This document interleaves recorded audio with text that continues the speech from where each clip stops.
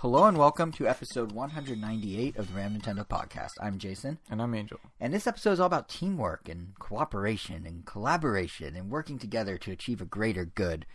By which I mean we're going to spend some time talking about co-op games. Hence our episode title of The Buddy System. The idea behind this really stemmed from us playing a new co-op shooter called RICO, which we're going to have impressions of later in the show. And then that's what got us thinking about co-op in general and kind of where it sits on the video game spectrum, and we thought we'd talk about it. But along with that, we'll also share our thoughts on the newly announced Labo VR Kit, a kind of surprising report about how safe Nintendo is playing their mobile game, and a surprising and very different way of Masahiro Sakurai, Mr. Smash Bros., insane work habits, and the kind of justifiably growing concerns around what, crunch culture, both within maybe Nintendo and more generally in gaming and beyond. So there's a link to timestamps for all of that individually at ramtown.com. If you're on the YouTube video, you can look below for some quick links. But let's get back to that whole co-op thing. Because maybe it's just me, but I feel like co-op is often overshadowed in gaming. Like, so much focus seems to be on the big online competitive experiences or the narrative-heavy, deep, like, single-player experiences. And co-op is just kind of, like, there. Yet, some of the best gaming experiences are arguably... You mean on Nintendo, right? On Nintendo. Okay. No, even outside Nintendo. You don't hear people talking about... Because there was a very good long period, at least in, I want to say like the No, it was just like the early 2010s. Mm-hmm. I can't really say early 2010s. Oh, like Army of Two and all that, and Kane and Lynch. There was a period where there was so many. It's like every other game was a co-op game. But I mean, like now it's all like... I guess you could argue Fortnite or Apex Legends Resident Evil co-op. For a while was strictly a co-op only experience. Yeah, but I'd say the thing is, even now, or even inside Nintendo, or wherever you want to say it, like some of the best game experiences are the co-op ones. And there's such a huge range of those experiences inside Nintendo's bubble, in the bar game, where, like you said, there's a whole period where every game was co-op. And what's, for better or worse. For better or worse. And what's unfortunate is that me, as an only child, I didn't always have the option available to me. Like, I have and had friends. I mean, real friends, not imaginary friends. Yes, I had two parents. And I had two parents that I still have. But I don't know, like, sometimes there was just nobody around to play a game with. I mean, I'm the kid who... To give you an idea of what my life was like, I'm the kid who would play solo against computers and not just enjoy it, but enjoy it so much I used to do live commentary as I played Smash Bros. As if it was some sort of wrestling match, and I would trash talk the computer characters in Mario Party. I don't actually know if I've ever admitted this on the podcast. I know you know this story. Yeah. But it wasn't I'm even glad like... I had Elvis and... What? Sister. No, I'm glad I had. Yeah, because it wasn't even like I was doing good trash talk. It was not even good trash talk. I had no other actual human being to bounce it off of, so no one was there to say, Jason, this is bad. Not bad like rude, like bad like my snarkiest thing I used to say was Peach would do something well in Mario Party, and I'd sarcastically and pretty proudly to myself be like, well, that's just Peachy. Now, what I'm saying is 10-year-old Jason really was as innocent as they come. If that was my snarkiest, meanest comment was, well, that's just Peachy. But actually, you know what? It's really odd that that's what my snarkiest comment was, because, like, I was watching South Park the movie as soon as it came out on video. My parents didn't care. That same 10-year-old Jason that watched South Park then turned around and said that was Peachy to Peach. Like, really? What's wrong with me? I didn't really think about that. Huh. But, yeah, I don't know. I guess my life was sad and desolate. But you, on the other hand, you point out you had siblings. I imagine that gave you and still gives you more of an opportunity to play co-op because, you not only have a sibling who lives here with you, but Elvis is also, like, really into video games like you. So what's co-op gaming been for, like, you in your life? Because for me it's been less of a thing, but it's been a very constant presence, which is really, really great. Like, since Donkey Kong Country Return, not Donkey Kong Country Return, the original Donkey Kong Country. Wow, since 2010 you've been playing co-op. Yeah, like Donkey Kong Country 1 and 2, I remember my brother and I playing co-op. But actually, our favorite, definitely hands down, like the most co-op game you could have co-opted back then, as the Super Nintendo, was Goof Troop. We love. That was top down, right? Or not top? It was kind of Zelda-y in presentation. Yeah, it was top down, and like someone controlled Goofy, someone controlled Max. They had slightly different, like, I guess, attributes. Like, one was faster, one was tougher, and yeah, something about like that experience is like, oh, I can't continue this game unless I'm playing with this other person. But when you finally get to do it, like, it was just amazing. And then the puzzle solving, the bosses, and that game. Like, more so than, like, doing co-op, like, we always play the mainline 2D Mario games because, I mean, at one point they decided there were just always going to be multiplayer. Yeah. Those are more like alternating, or do you mean the more recent? The old ones are alternating. No, I mean like I guess since they became like I guess simultaneous multiplayer. Oh, so the newer one, yeah. Yeah, like not really counting those because I mean we do play all of those together. Like we always 100% those together. We always 100% the two Donkey Kong Country Returns. Pretty much any platformer, but those I feel don't really want to call them co-op because sometimes they're just kind of not. Yeah, it just feels like we're both playing a single player game simultaneously. Yeah. The only one that had the most impact, I would say, would be probably Mario Brothers Wii, just because you could get each other's way so much. And the bubbles. And don't forget the bubbles. You had to pop them to keep people in, or get them in the bubble and make them fly away. Yeah. Yeah, maybe. Oh, and I guess Super Mario 3D World. Yeah. Just because that one, like, you definitely... That one felt less like you were... Yeah, you benefit more from having other people. There's a lot of, like, little tactics you could do. Which and it required working together at times. It wasn't just, like, you're concurrently playing in parallel. But anything that would emulate the Goof Troop experience, just, like, going forward was great. Like, anything like the Tales games and... Which I guess you don't really need multiple people for, but it's just more fun with more people. Just, multiplayer RPG games. And... Ironically enough, those Resident Evil games were the ones that got us into the Resident Evil franchise. The co-op weird tangent it went on for a couple of games. The moment it started getting quote unquote bad to everyone else is when we started getting into it. Because we didn't have a PlayStation growing up. We didn't get a PlayStation 1 until we were, I don't know, like in our late teens. So like 19. Like you got PlayStation 1 when you were 19? You got PlayStation 1 in like 2009? Yeah, well, because we didn't buy it new. It was just like a hand-me-down. Oh, okay. I was like, how'd you even find one? And even then, like, oh, wow, that means I actually have a copy of Resident Evil 3. I just realized that now that I care. Yeah, because you didn't care before. Yeah, before it was just like, oh, this game. Man, now I'm kind of excited about that. But I'm probably not going to play it because those games, I don't know, to me at least, like, they just did not age well, like, at all. Like... Well, you're the dude who insists that Zelda remakes have to be on the Breath of the Wild engine, so I understand where you're coming from. No, I mean... That's a throwback to last episode. If you want that debate, tune into episode 197. No, I mean, the game looks pretty. Yeah, I know. I just won't play the old one. Right. I mean, Link's Awakening is it's the Crash Bandicoot remake equivalent. Or the Spyro Reignited. Yeah, exactly, yeah. It's the Activision of the Nintendo New, game but not world. really, yeah. Anyway. Or Crash Nitro Kart Racing. Yeah, but for whatever reason, Resident Evil didn't really seem like a thing for us until there was co-op introduced, and we're like, oh, this sounds like it could be interesting. And obviously we started with 5. And as cheesy as the story was, and as much as people hated a lot of really stupid parts, like Chris Redfield punching a giant boulder, like literally punching it off of a cliff.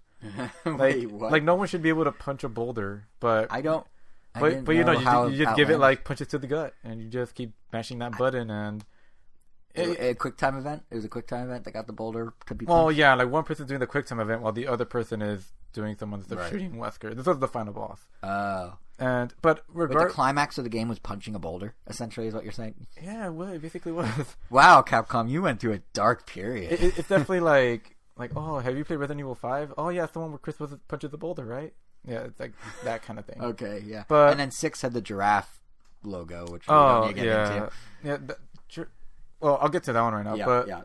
But 5, I don't know, I just really loved like a lot of the co-op aspects of it. Like when you heal yourself, like if your teammate is right near you, you both get to heal. Like there was a lot of puzzles that required you to be in like certain places while also fending off certain enemies that you can't shoot, but only your partner can from far away. So it's like you're kind of covering each other's backs. I don't know. It was really cool and definitely tense, and it definitely. I mean, it still had like a few jump scares. I mean, still Resident Evil. Lightly around there. It's like Resident Evil by way of Fast and Furious. And then Resident Evil 6, like my brother and I, it's still a really good game. It's just a terrible Resident Evil game. Because I mean, it does a lot of things right. If it's just like it could have been like generic action game, the game. It could have been Shaw and Hobbs, the video game. But Resident Evil 6 like has, I want to say, it's 3 different campaigns. There's one that's just straight up Call of Duty, basically. That's like the Chris Redfield one. You're playing army dude. You're literally just running and gunning the whole time. Dude, broing your way through. There's another one that is more hand-to-hand combat, and you're running away from a giant monster. It's a little slower, so that one does a little different. And then there's another one with Leon, the Resident Evil 4 guy. Yep. And Resident Evil 2, and that one plays a lot more survival horror-y. It's a lot slower. You're going through like cathedrals and stuff like that. So they were trying to cater to everyone a little with Resident Evil they 6. did, but it did not succeed. But it's kind of like that whole like jack of all trades, master of none. none. Master of nothing. And we still obviously really enjoyed it because the entire experience was co-op, which was just amazing. Mm-hmm. But now that Resident Evil is a little back to normal, I started to really appreciate that others. I mean, especially because Resident Evil 1 got an HD remake on the GameCube, and then that got an HD remake. I don't know what to call it, an up-res version for the PS4. HDR. Yeah, I got HDR, but not HDR. HDR. Yeah, so it's spelled the same as HDR. Those nice JPEGs from the GameCube era got like an HD remake, I guess. Right. And yeah, I guess the phone went off. But that's weird because we definitely muted everything for once. So now I don't even think the mic picked it up. I was trying to figure out what went off where. Whatever. So now I'm excited to try that game because it was free on PS4 at one point, so we have it. Right. Which is great. Right. And so Resident Evil sounds like. It sounds like Goof Troop was your entry into the co-op world. Goof was also Capcom, and funny thing, the lead director of Goof Troop was actually tasked with making Resident Evil 1. Really? Yeah. So I'm coming to, I'm just realizing, like, I literally just put coming to a realization. I knew right that, now. but I guess I'm just a huge fan of Capcom. Of Mikami, yeah. Yeah, here's what I'm figuring out as you're saying this.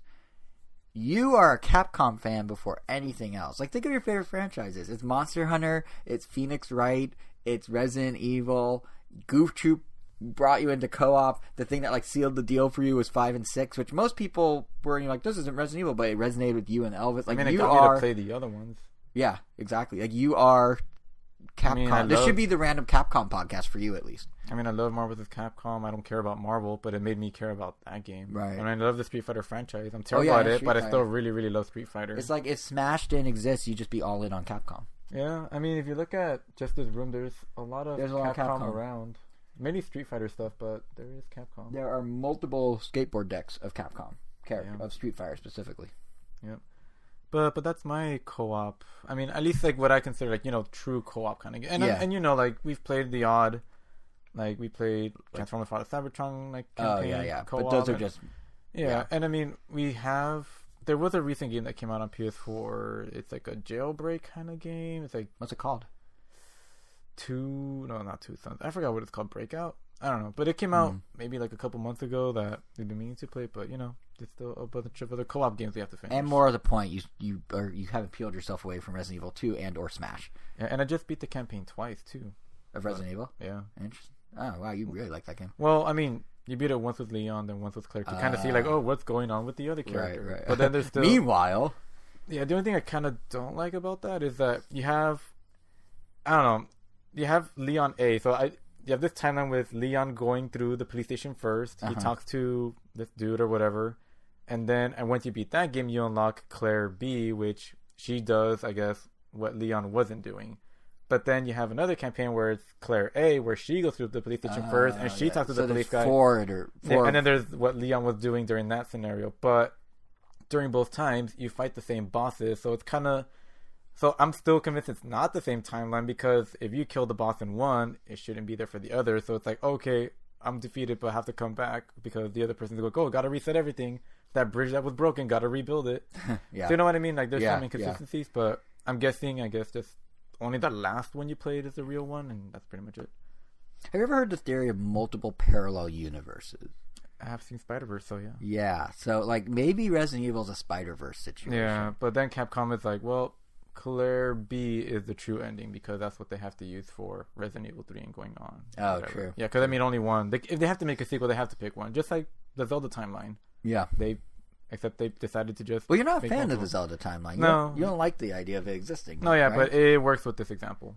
No, but I'm just saying in general, like, you're not a fan of the Zelda timeline. No, I think it's dumb. I think it's pandering. Ooh, I hope someone out there's like, no, my timeline. They they have the corkboard with all the strings, and you're just calling them dumb. It's cool for it's fine for people to make their own timeline and everything. I mean, anyone can make. Everyone should do whatever they want. But did Nintendo do it? Yeah, because like before the timeline was a thing, it felt pretty clear to me that each Zelda was its own thing. They were just reusing the same assets, just like the Tales games. Every Tales game was its own thing.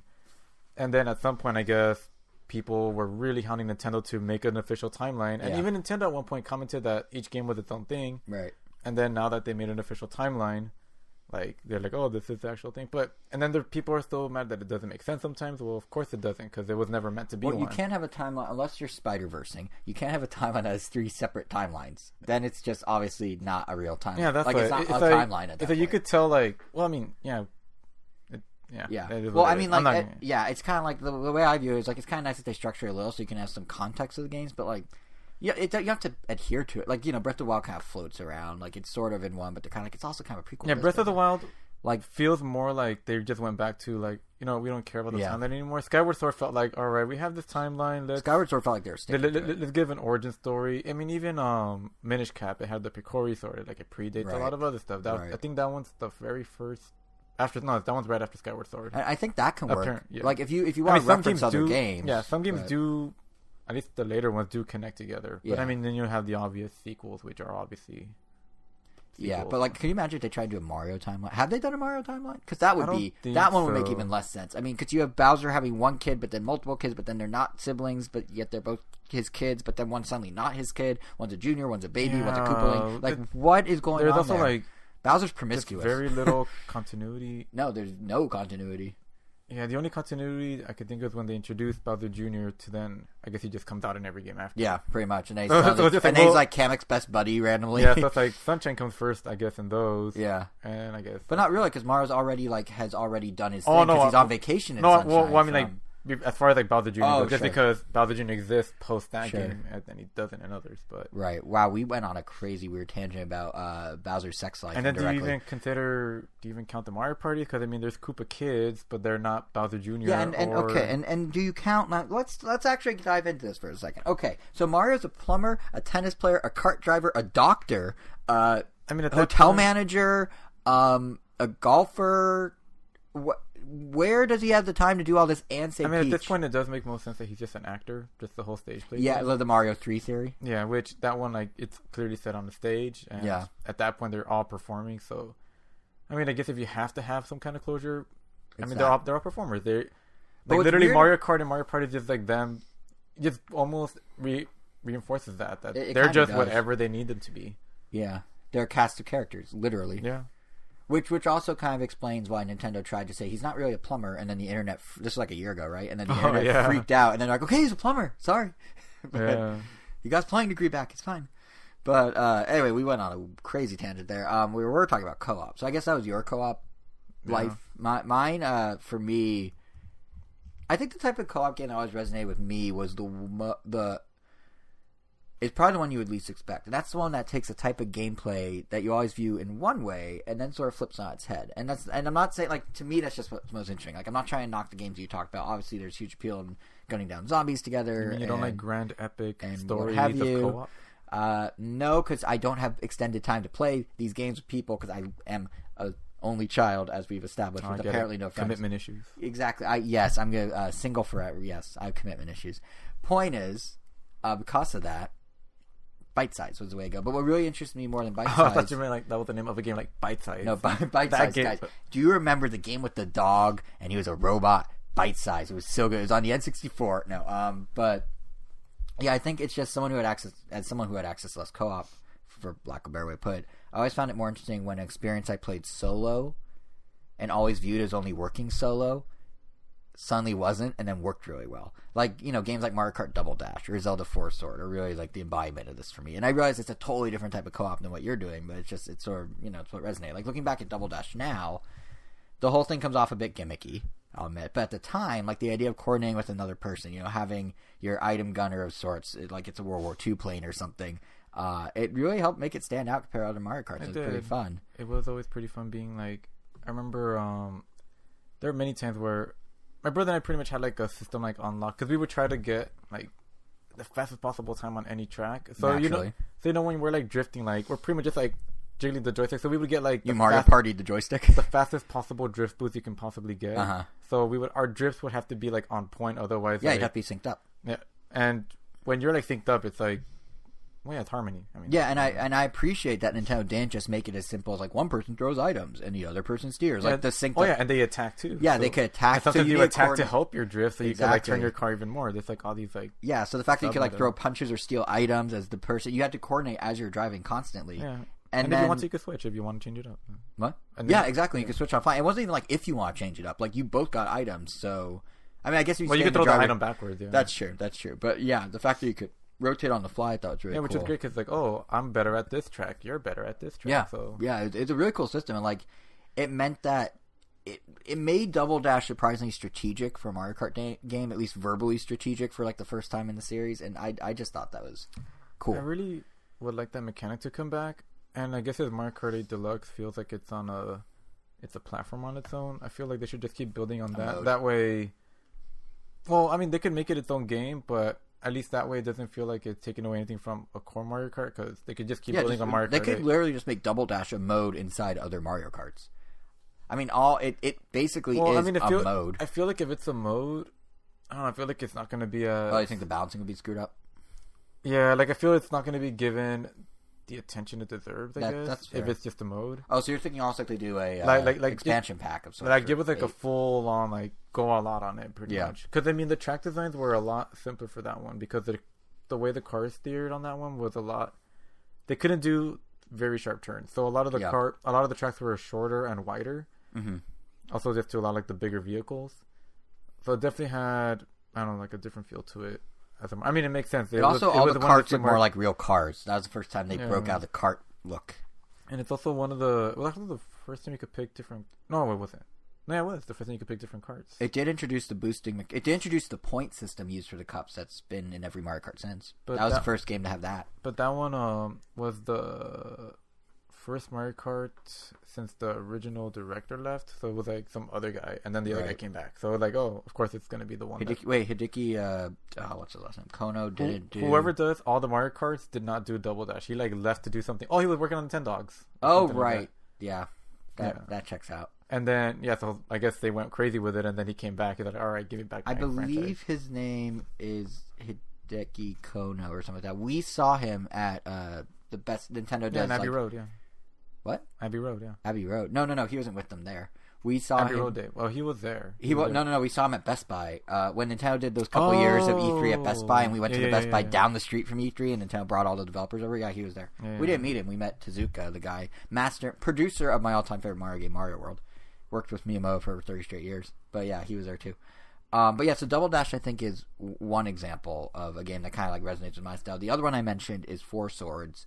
Zelda Four Swords, which I think may actually be my all-time favorite co-op experience. Like, my high school buddy and pretty good one. Yeah, it is. And my high school buddy and I used to play it a ton. We, it does call... If you think about it, it does follow kind of the same motions as Double Dash, because you take an established single-person experience, in this case Zelda, and then you somehow manage to seamlessly integrate co-op into it.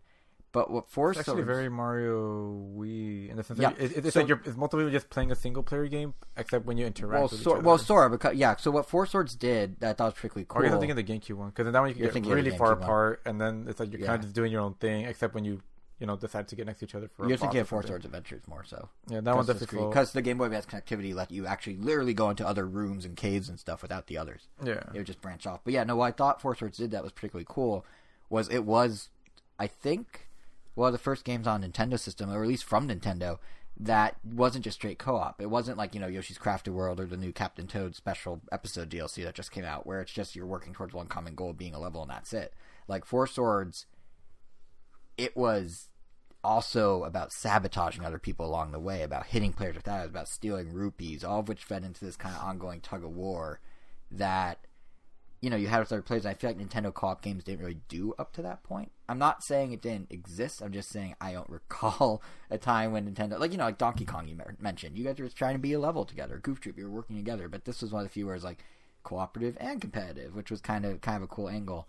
And I'm not saying Nintendo invented this concept, but it's certainly one they've now applied to all their other franchises. Like Mario 3D World, you mentioned that before. That's a bit more competitive slant on this concept, but, with the crown mechanic and everything. But it was basically this. It's basically Four Swords. Metroid Prime Federation Force was basically that, like the other direction is a bit more cooperative and competitive, but it had some angles to it, too, that were a little more competitive. I think this may be why I actually was into Federation Force, even though a lot of the collective internet wasn't, is I get that it was a spin-off, and it didn't have Samus, and there was a time when everyone was clamoring for Metroid Prime 4, which, by the way, we're still waiting for, Nintendo. But I know it's announced and rebooted, but still. But yeah, if you look at Federation, should be the subtitle. Metroid Prime 4 rebooted. It's actually not a horrible. They did some sort of kind of works. Yeah, because what was Metroid Prime 3's subtitle? Corruption. Oh, never mind. Yeah, I thought it was something for some reason. They could totally do rebooted or re-corrupted. Retribution. We're doing it again. Yeah, Metroid Prime 4 back in the saddle. Retribution sounds good. Yeah, Retribution sounds good. But anyway, my point was, even though a bunch of people are obviously waiting for that, so they're upset about Federation Force. Like, if you look at Federation Force as an isolated game, it's basically Metroid Four Swords. And it works really well as that. And, like, I feel like all this kind of came out of normal Four Swords.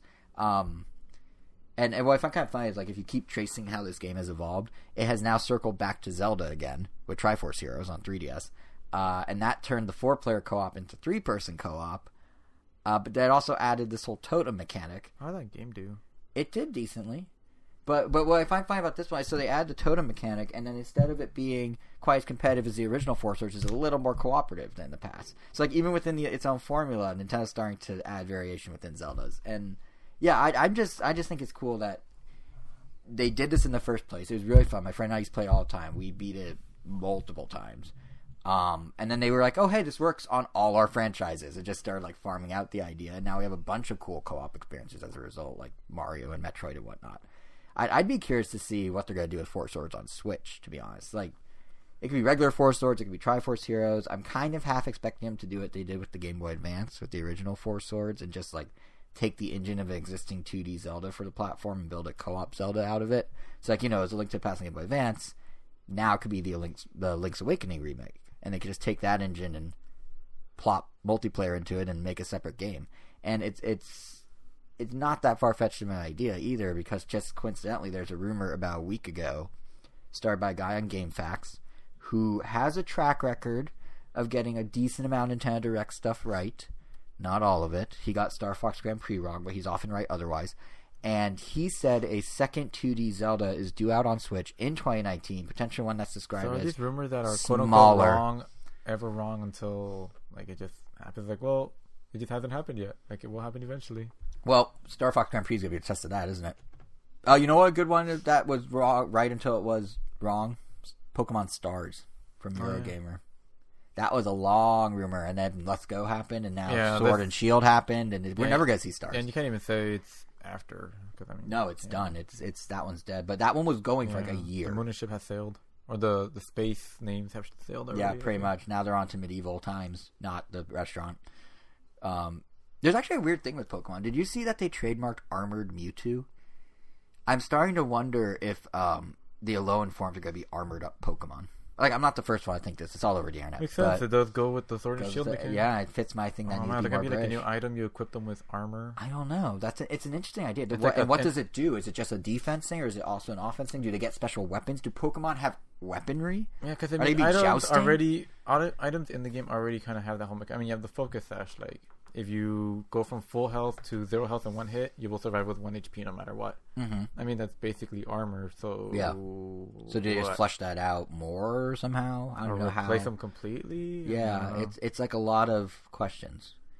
But yeah, they copyright it. Game Freak, Creature, and Nintendo, all three were on the copyright. So, but anyway, the point I was trying, I wasn't bringing that. The thing I was saying is the GameFAQs guy. So he's saying, second smaller eShop release of a 2D Zelda is coming this year. Which to me sounds like it could totally be Four Swords in the Link's Awakening engine, and I'm totally for that. So, yeah, I'm just saying, Nintendo, if you want to do it, like, I won't object, and clearly I am the deciding factor on these things, so go for it. But were you ever a big Four Swords guy? Which did you play, if any? Not really. I mean, it was fun. The only one I played it once on the Game Boy Advance. Did you mostly do the GameCube one? Because that's the one you were talking about before, Four Swords Adventures. I've beaten the GameCube one, and then, I mean, we had the one on 3DS because of the free promotion. Oh, yeah. Oh, yeah, we played that, you and me. Yeah, but I guess it was never like a... Like, it didn't click with you the same way it did with me. Yeah, it was just like, all right, we'll play like if people are available. Like, it was fun, but it wasn't... Yeah, I will say it's funny for like all this ranting I've been doing about how much I love the first Four Swords and the concept and how the concept evolved across Nintendo. I didn't really get into Four Swords Adventures on GameCube as much. I think part of it was the hassle of setting up the GameCube, Game Boy Advance Link connectivity stuff. I don't know how we even how long it took us to do. I feel like we marathoned the whole game in one day or something. Yeah, well, I did not, and that's partly the downfall. Because like it was too much content for me personally. Like like I say, I don't always have access to play co-op with someone, even though I have parents and friends, supposedly. Like I just because of that, I tended to gravitate towards the shorter overall experiences, ones you could be in a single session or two with a friend, like the original Four Swords. So I think that's why I like the original so much. But Four Swords Adventures just kind of fell to the wayside. And like honestly, hearing that second rumored Zelda game, maybe a smaller release, is actually more exciting to me than any other part of it. 'Cause I'm like, oh, smaller release. Oh, it could be like old, like original Four Swords. That'd be awesome. Like even Triforce Heroes was cool, but was a bit, for my personal preference, was a bit long. But yeah, it's I don't know. I think the best way to describe my type of co-op actually is it's what we did with Tetris 99 the other week.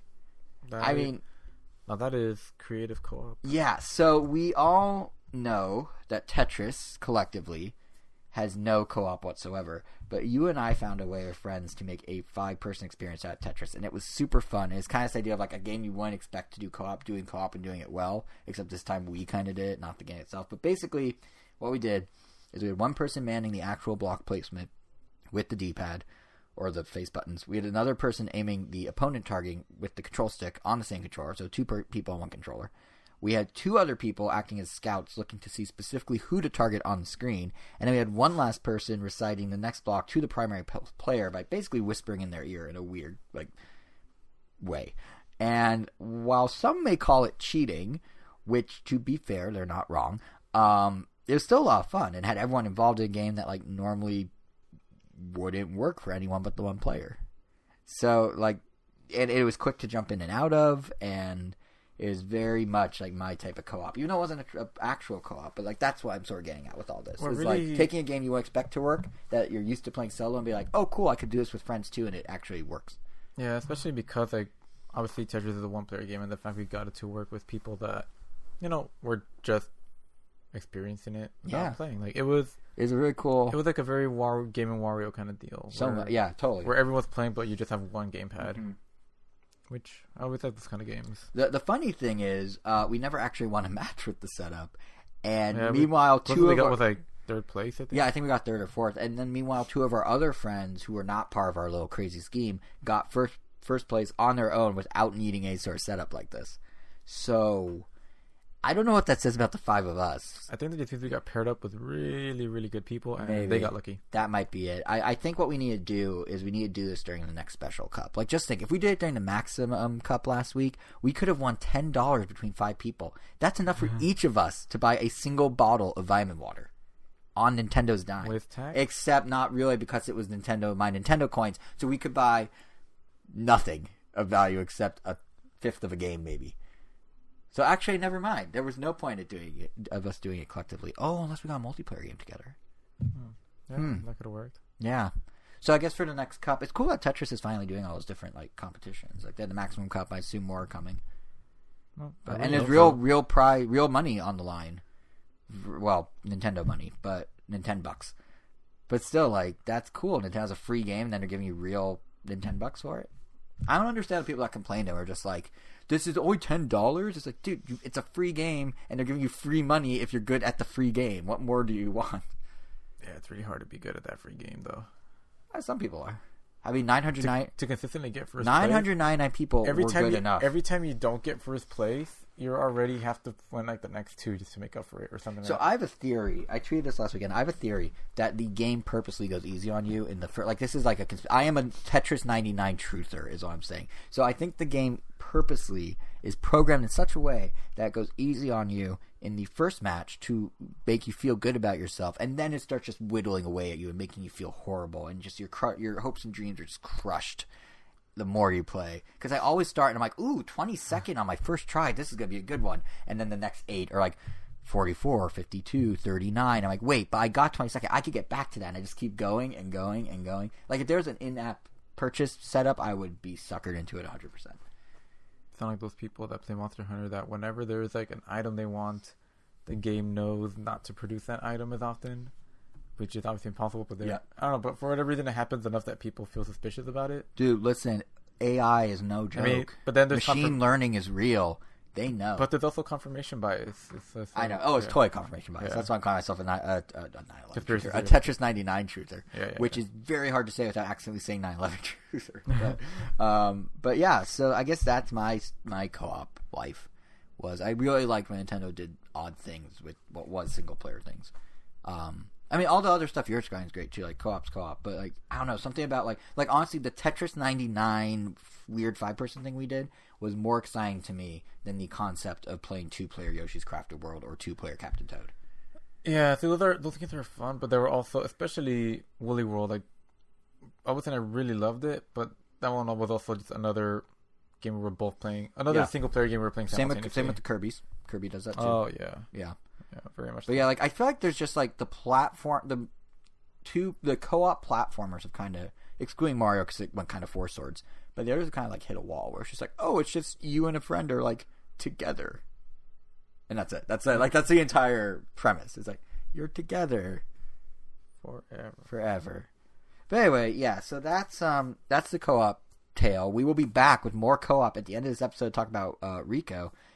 But in the meantime, on to news. I honestly didn't think Nintendo would have anything new to announce because they had a pretty packed February. I mean, we had the Nintendo Direct, we had Reggie retiring, we had Pokemon Sword and Shield, all that. But lo and behold, they had one more thing up their sleeve, and it was actually kind of a surprise, a new Labo kit, specifically a VR Labo kit, which is pretty fast turnaround from a rumor about a month ago. I think 2 episodes ago, we were talking about the rumor of, will Switch be getting VR capabilities? And then Nintendo's like, yes, it will, and you'll be building it yourself. So, yeah. You want it, you build it. You want it, you build it, and it's VR, but I use VR loosely because, I mean, like, technically, yes, it is VR.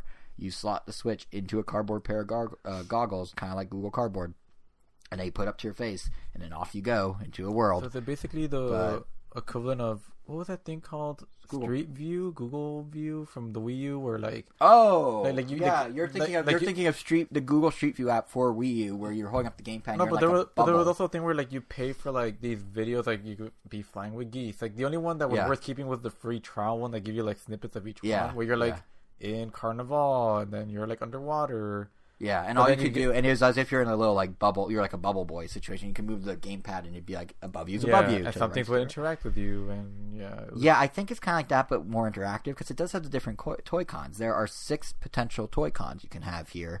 There's a blaster, an elephant, a camera, a wind pedal, and a bird that requires you to look up its butt. But which is weird. But to be fair, that same bird toy con also very cleverly turns the Joy-Con control stick into its eyeball. So like you win some, you lose some. You're stuck looking at its butt, but its eyeball is pretty awesome. So I don't know, but it's a watch, is what I'm saying. But yeah, like they are giving interactive things.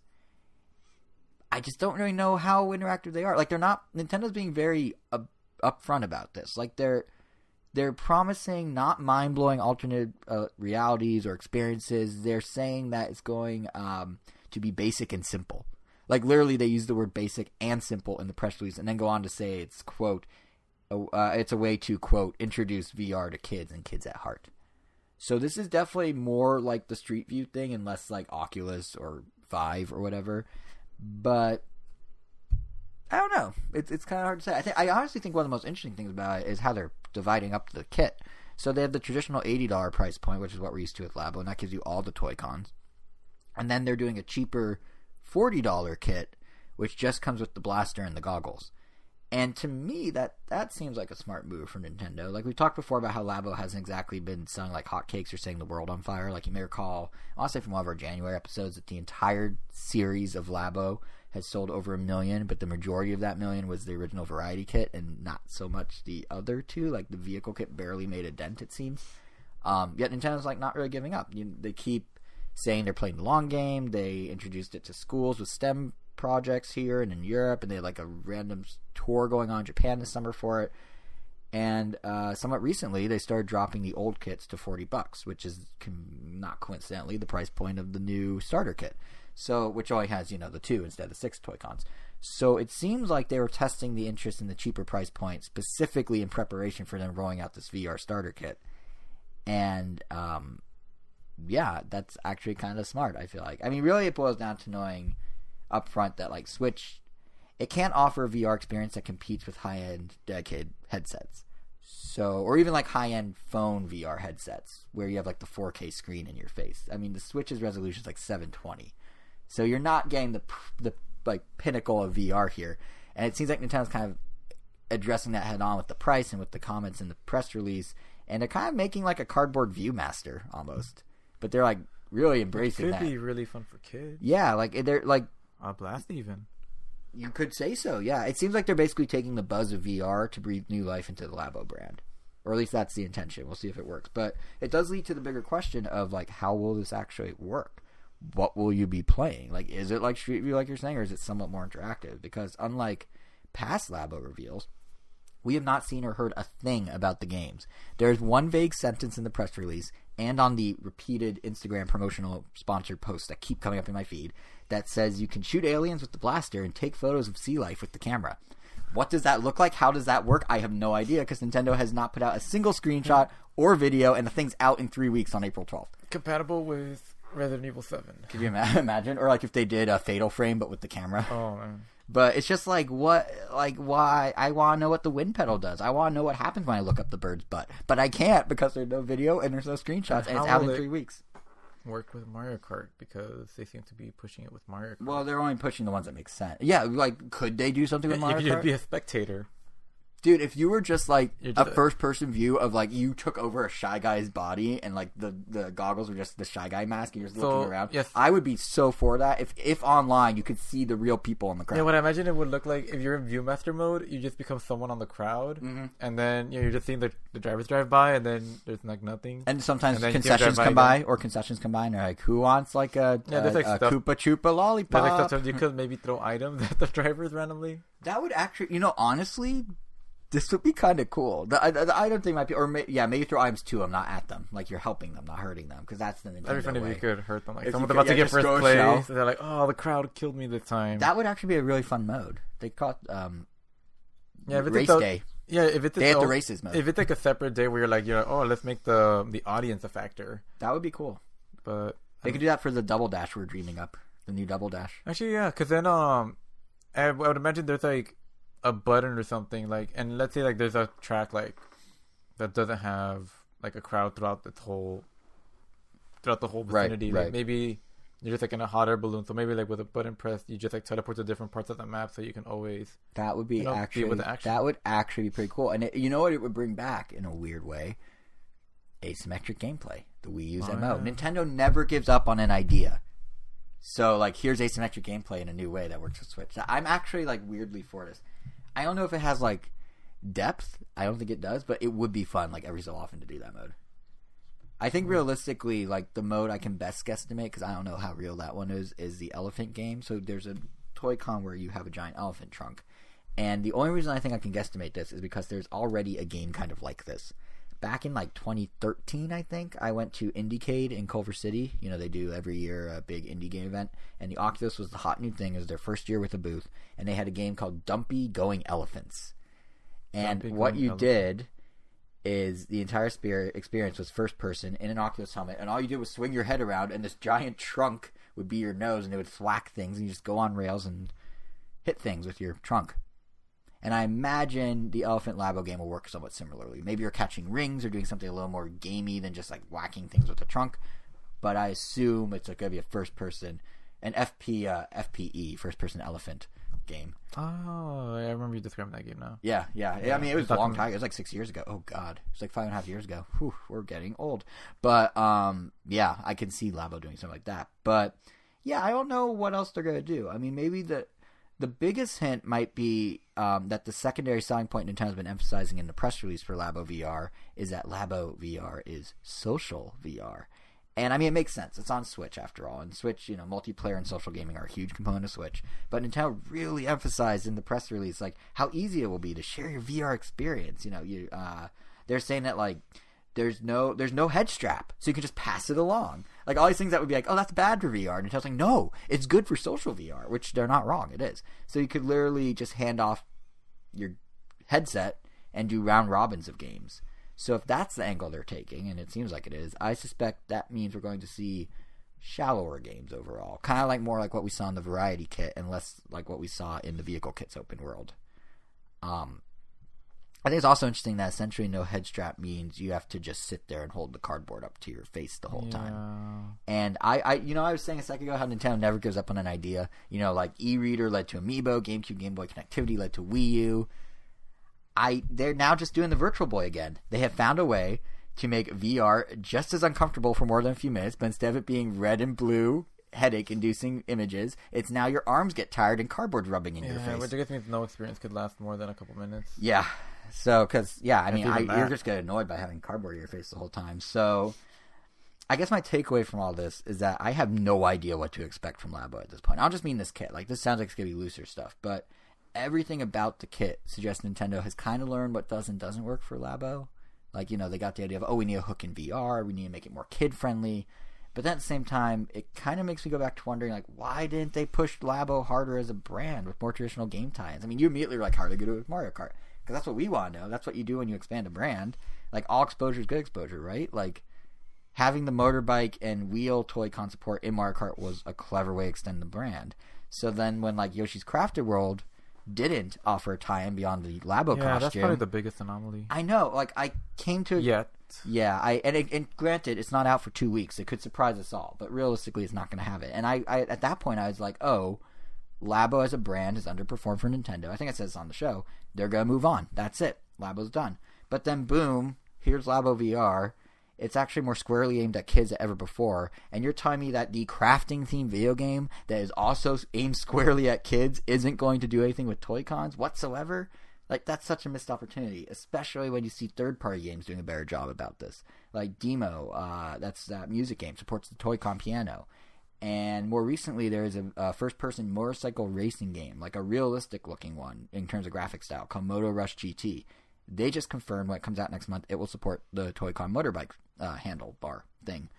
So, it's weird that Nintendo's not really stepping up. Like thinking about it further now, I almost wonder if one reason Labo died off a bit up to this point is because most people didn't know what to do with the Toy-Cons after they built them and played the 6 mini-games or whatever. Like, yes, they can be recycled or thrown away, and yeah, that was a whole pitch about them being cardboard. Like, it's not going to be like Rock Band. You're not going to have these stacking up. But if you're paying $80 for the full set of Toy-Cons, wouldn't you want more out of them than just those little mini-games? I feel like I would. I mean, the best parallel I can think of is like the Wii Zapper. That thing was $20. It came with Link's crossbow training. What? I forgot that existed. It had, but like looking back, sure, it wasn't a big deal. But at the time, it actually had a lot of support because it had games like Ghost Squad and Resident Evil Umbrella Chronicles, and you got this $20 thing with a game. But then other games, like real full games, came out, and other games added it as modes and stuff, and that helped justify the cost. Granted, the cost was much less, but still, it helped justify the cost.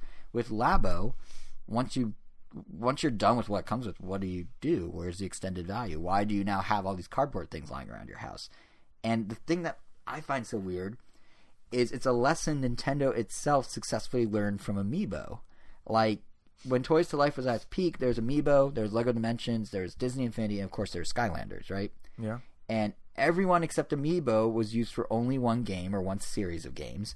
And they all died off because you can't justify continually buying accessories in plastic for one game. Amiibo worked and continues to work because it's used across a whole bunch of things in very small ways. Like, it's diversified.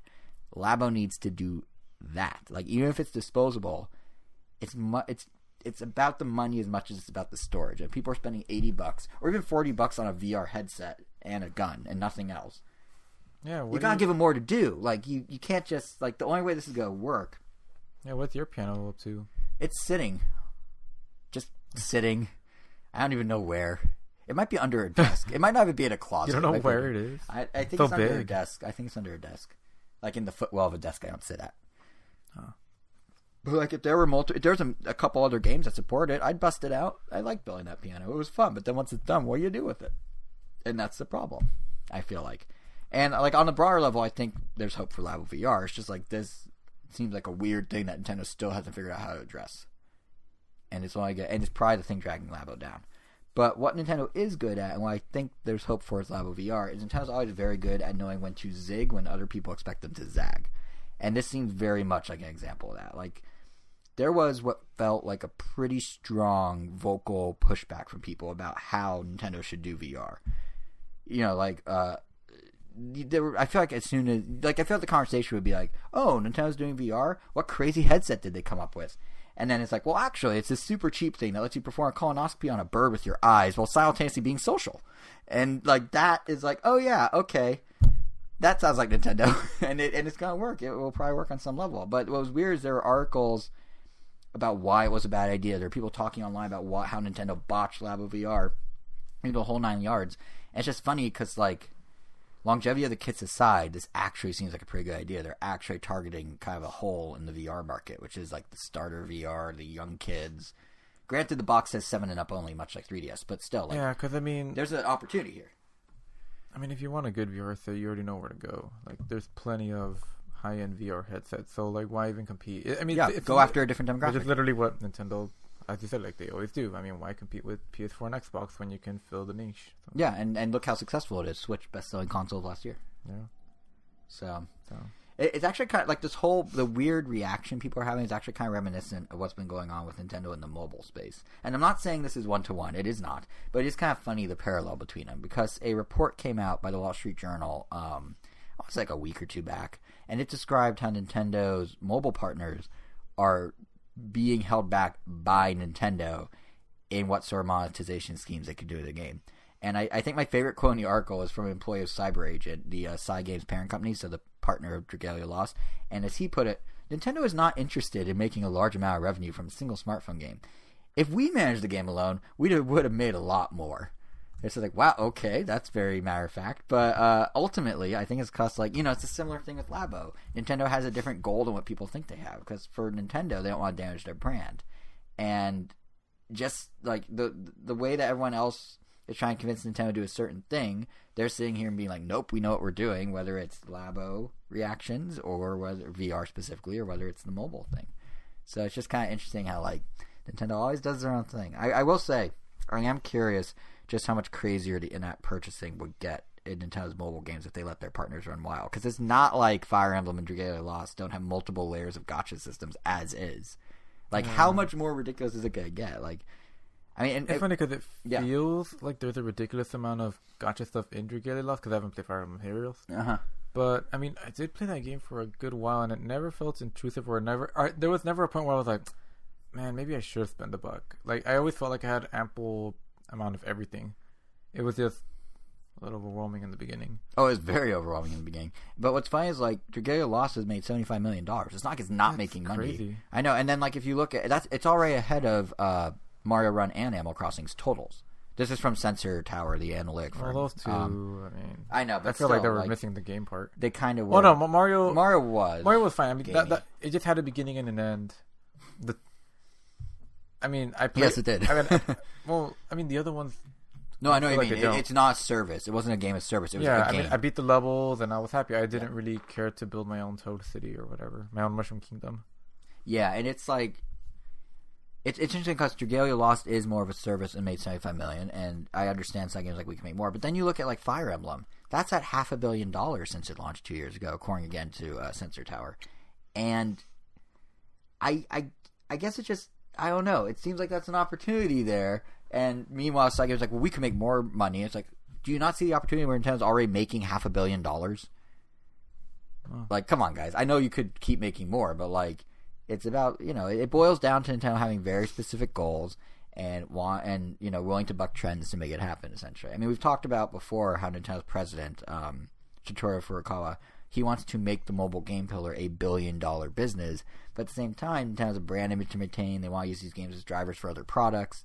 Like, there's a reason they're not just saying pump as much money into it. They want to actually have sustainability here, which, again, in the mobile world, sustainability is kind of a crazy concept, so... Nintendo zigs when you expect them to zag. But yeah, in terms of the Halo thing, it's actually kind of funny. Just the other day, Nintendo Life had an interview with the director of Fire Emblem Heroes, and he was saying specifically about the trying to use it to convert people. He was saying how Nintendo's looking into how they convert people from Heroes to Three Houses when it comes out in July, and that's a big part of Nintendo's strategy. Which actually, now that I'm saying this out loud, makes me realize. How do they not know how they're going to do that? It's out in 3.5 months. How are they only now going, what can we do with our game that we have to develop for on both sides of the equation here in order to make this, like, you know, make it a Halo effect?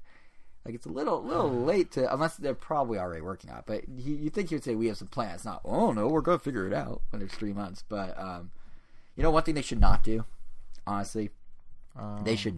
Free items for connecting it, I guess? No, that'd be an okay thing. I was going to say, whatever they do not show the Fire Emblem Hero players the box for 3 houses. Oh. Am I right? Like, can we talk about that for a minute? That box? Because there was no what is going assurance. on? Yeah, what is going on there? So you've got, for those who haven't seen it, well, we have a link in the blog post for this episode. You can go check it out. But they've got 3 characters representing each of the 3 houses. And, like, never mind the fact that they're represented by that tired trope of 3 primary colors. I'll overlook that. My bigger concern is that one of them is just kind of hanging upside down from the ceiling. And his bow doesn't even, like, line up in the lens flare. So in the middle of the box, there's this nice lens flare and all their weapons come together. And then his bow just looks like it's, like, not lined up. Now, it's possible it's curved, but it looks disjointed. And that's bad art, even if it's not incorrect art. Yeah, it doesn't look like it's curved. It just looks like an error. Yeah, but and it's weird because it's, like, on all the art. It's on the Switch icon. It's on the website. It's on... Yeah, it's just, like... I don't know. It's one of the few times Nintendo has struck out with a design, in my opinion. Kind of reminds me of... Well, this is already kind of old now, but... Yeah. Back when Frozen came out, there was that infamous, I guess, quote-unquote, like, animation error where Elsa's hair goes through her arm.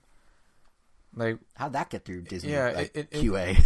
It's while she's seeing, like, Let It Go, which is like the, you know, the big, like literally the key part of the movie. Maker moment. Yeah, and I don't know, like, for me personally, I find it really hard to believe like it's actually going through her arm, because I mean it's clipping, isn't it? Is that what's actually happening? Well, no, because I mean, you don't really actually see it going through her arm. It just looks like it does. Oh, because she's like pulling. She has like her hair in a ponytail, and it's like on the back of her head. And as she like drags it forward, it looks like the tail part like goes through her arm. Oh, but because of the way she's tilted, you don't actually see the hair going through.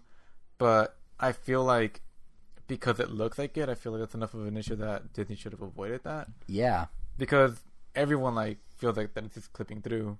Yeah, but I also feel like you're looking at an animation that you're animating for months on end over and over again. I feel like they definitely would have seen that, especially once they're like, you know, watching it, because you have to watch these things so right, and they show times. It to so many different people, and they have test screenings, and I mean, I understand a test screen, no one's going to shout out her hair is clipping, but like you would think, like I'm sure, something. like from one angle, like, oh, okay, that's how it worked, but they just picked the wrong angle. Yeah, it's kind of like when I like to think like, oh, why isn't Mario's catsuit red when everyone else's colors like catsuits match? It was like, I'm sure at some point someone must have tried out red. We just didn't see that, because I mean they try every. But at least that like, why is it yellow though? I mean, he's never been associated with yellow outside of Mario Maker. The only thing I can think of is it's just a lighter shade of the Tanuki suit, which was brown. Very much lighter shade. Much lighter. Listen, it's a different color. Listen, it's so light. It's like it's not even the same color. No, but like I'm thinking it might. It's that same color palette. Like there was obviously a problem with red that they couldn't have done it, but yeah, it might have been too much red.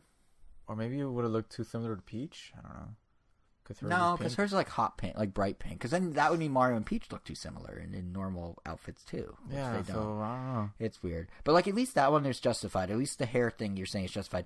This is just like bad art, even if it's not incorrect. Yeah. And I think the Lego thing also fits as it's bad art. Like it's not incorrect art. Yeah, that's what I was saying. Art. Like even if this is correct, they still shouldn't have made it look like that. Just like with the Frozen thing. Like even if it is correct, they still shouldn't have made people think that it was wrong. Yeah, I totally agree. It's weird, and what's really weird. I mean, it still made all the money, so obviously they're like, true. Obviously, they're clipping issue in the next one. Yeah, clearly they did something right. But and the thing that bothers me about the Fire Emblem box is like it's not like Fire Emblem is known for amazing box art. Like most of the boxes is, most of them are just a collage of characters thrown together. But there's some really cool ones. Like Awakening had a really nice box art. I like the Awakening one. I really like Awakenings. And like the special editions over the years. Heroes. It's Raining Heroes. Hallelujah. Which isn't it the same as Fire Emblem Heroes? Aren't they just Raining Heroes in opposite directions?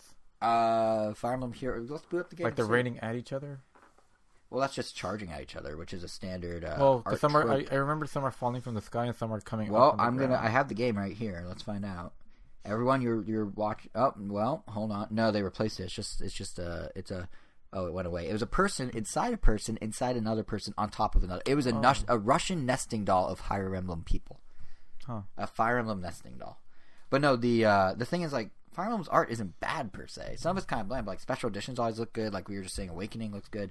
It's just weird that this one is so bad. Like Claude hanging upside down with his just jointed bow and like making it so overly saturated with those primary colors. Just no, thank you, Nintendo. I'm sorry, but you guys have not done a bad box in so many years. But yeah, you did a bad box. You done goofed. Speaking of bad decisions. This is a weird transition. How about Masahiro Sakurai? How's that for a bad... I mean, he himself is a great dude. Don't get me wrong. He gave us Kirby. He's the brains behind Smash Bros. He's very dedicated to his craft. Don't forget Meteos. He did Oh, I love Meteos. Meteos was so... I want to redo... Like, make a Switch Meteos. Especially now in the age of Tetris 99 where, like, Switch is the puzzle system. They're literally doing TV commercials for Tetris 99 in Japan. Like, they could bring back Meteos. Really? They should bring back Meteos. Yeah, they're promoting it as a way to promote... Switch Online as a service. But yeah, like they should bring back Mios. Anyway, the point is, if they're gonna bring back Mios, they need to make sure they do it right and give. Whoa. You got a clue, by which I mean a text, by which I mean you didn't mute your phone. Anyway, they should they need to do it right. Because here's the problem. Ace Attorney. That could have been like our that's the sound for our podcast show segment. Get a clue. Go. Let's do it. Nope. You started. I don't know what the clue's about. What's the clue about? In an ideal world, we would have like a mystery setup that I guess someone could figure out. That'd be good. Like we left clues throughout the podcast. Maybe it was like some key. If you listen at every 36-second mark of every minute and string together the words of those, you have a secret message telling you that we're actually the devil. And if you play us backwards, we say, "Just kidding, we're actually Angel." Because that's your name. Yeah. You see. Anyway, but no, what I was saying about Sakurai is he's a cool dude who gives us stuff. The problem is he's too dedicated to his craft to the point that it's like I'm actually like a little concerned. So he did this interview with Japan's Nintendo Dream magazine, and he was talking about when he gets sick. And they said specifically he had like a stomach thing going on. And they said, do you take time off when that happens? Which is a respectable, normal question that normal people ask. And then Sakurai gave the not good answer of, no, I don't. I just get an IV drip and go to work like normal. That's not good. Which, again, like, it's cool. He's so dedicated. But, like, dude, Sakurai, you already don't take vacations. You already overwork. You got, like, carpal tunnel or something from working so hard. Like, you had serious wrist issues. You deserve a day off. Like, don't do that. That's like work as an addiction. That's bad. And the thing that's like concerning, like, first of all, like, if anyone out there is like, oh wow, that's so cool of Sakurai, no, it's not.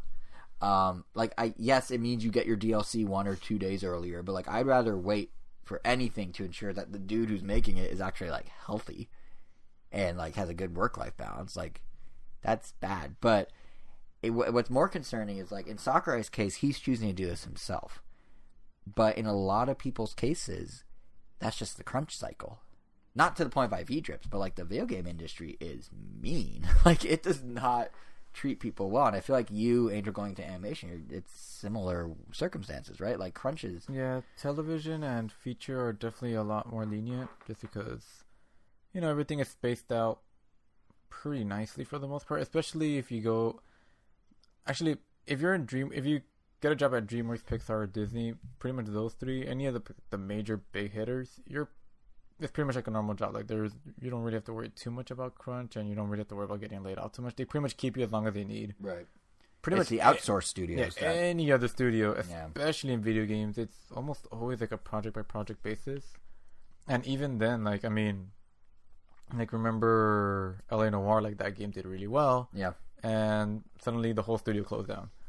Like, it's just like a normal thing. It's bad. For, like, even when you think you're safe, you're really not. Like, you pretty much always have to be ready with your portfolio and cover letter, I guess. Well, like, look what happened with Telltale. We're just kind of exactly, yeah. Yeah, it's weird because, like, again... They were announcing Wolf Among Us 2 and all these other things. Like, literally the week before, they were announcing things. And then, luckily, Skybound came and picked up some of the employees and some of the projects. But, like...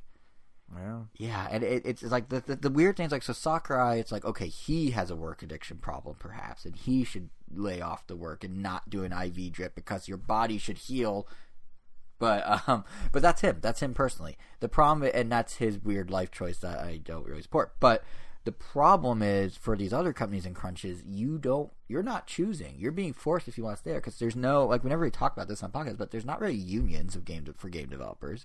There's not really a sort of like worker rights in the traditional sense. You have stories like Activision. This happened, I don't know, a month ago, where they laid off 800 people across the company. So Blizzard, Activision, like all their studios, even though that same day they announced that they turned their highest profit ever on record. And then like, thanks everyone, you're out. It's like there's no safety net. There's no accountability. The employees are just numbers, which is true in every business, but sometimes the employees can fight back because they're unionized or they have like better contracts or something. And it just sucks that the video game world in particular just kind of takes advantage of them. Yeah.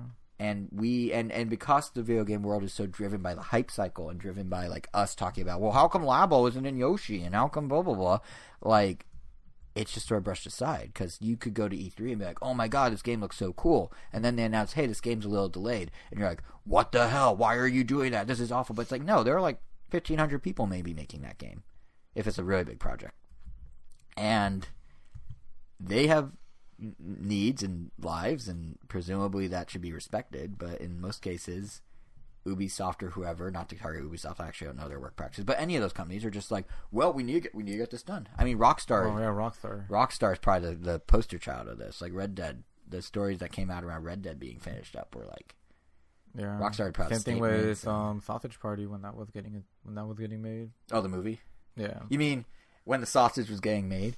Oh, yeah. A lot of overtime, a lot of new animators were pretty much, I don't want to use the word blackmailed, but it was essentially like, oh, if you don't get this done, we will... Yeah, we're not going to give you a recommendation for your next gig, and your career's over. Yeah, and it's insane. They're working crazy hours, and they're not seeing their families for months on end. And, you notice this, like, at the Game Awards or wherever, they'll get up on stage and just kind of joking, be like, it was great, I'm so happy to finish the project, I get to see my family again.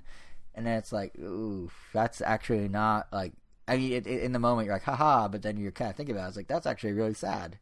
Like, they're making entertainment. They should be making they're making things that are fun. They should be able to enjoy their job and have a life. Because, I mean, they go into this industry thinking, like, oh, it's going to be cool. I get to do the things that I love, and it should be fun. But it ends up being stressful.